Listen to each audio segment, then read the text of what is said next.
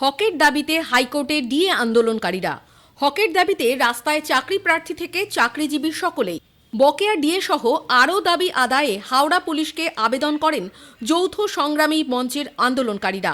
কিন্তু সেই আবেদনেরও বেশ কিছুদিন পেরিয়ে যাওয়ায় আন্দোলনকারীদের বক্তব্য, পুলিশ হ্যাঁ বা না কিছুই বলছে না।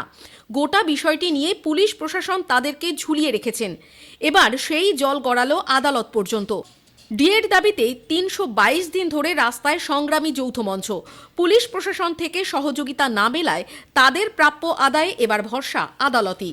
বিচারপতি জয় সেনগুপ্তের বক্তব্য, আপনারা ময়দানে বসে প্রতিবাদ করছেন, আর হাওড়ার ওই জায়গায় যথেষ্ট ব্যস্ত, তাই ওখানে বসার অনুমতি দেওয়া সমস্যা। যদিও বিচারপতি শেষ পর্যন্ত মামলা দায়ের করার অনুমতি দিয়েছেন, এই মামলার শুনানি সোমবার হওয়ার সম্ভাবনা রয়েছে।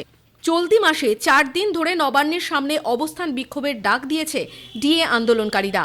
19, 20, 21, 22 ডিসেম্বর নবান্নের সামনে অবস্থান বিক্ষোভ করবেন তারা। Bureau report, EVM news.